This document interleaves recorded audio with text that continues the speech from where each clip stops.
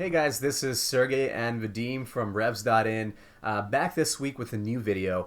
We wanted to cover the topic of how do you build rapport with new people that you're meeting. It's not natural for a lot of us. It can be awkward sometimes when you meet new people, and so we wanted to give you guys some practical tips how to get conversations going. Yeah, and you can use this advice in a number of settings, whether you're meeting somebody in a business setting, perhaps at work, or you're talking on the phone with somebody that you've never talked to before, or even if you're at a coffee shop and you want to ask somebody on a date. Just how do you break the ice and build rapport in the beginning of conversation?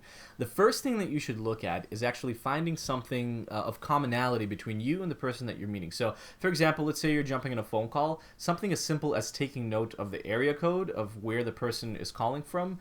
Maybe you'll see that they're from the same city or town that you are, or maybe you've passed through that town in the past very recently, and you can start building rapport off of that data alone. Something else is, for example, asking them, how they got into the line of work that they did, especially if they have the same exact title as you. That's something, again, that you have a common ground right from the beginning without even knowing anything else about the person. Something very simple like that. And the next step of how you can actually apply this method of researching the person ahead of time or finding something in common, you might have noticed what Vadim did there subtly is he posed the question in an open-ended way.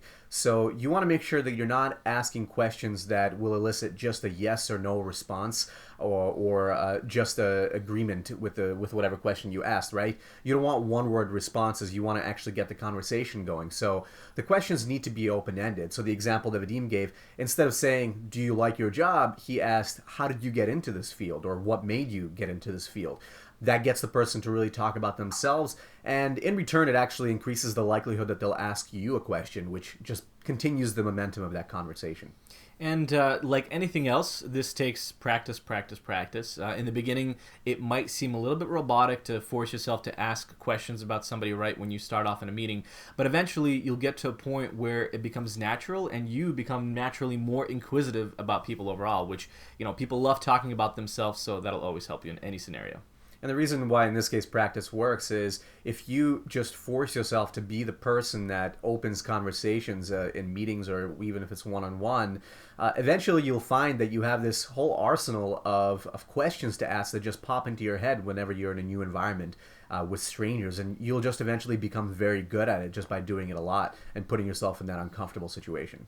Hope that was helpful. If you guys have any follow-up questions to this, please leave them in the comments. Thanks, guys.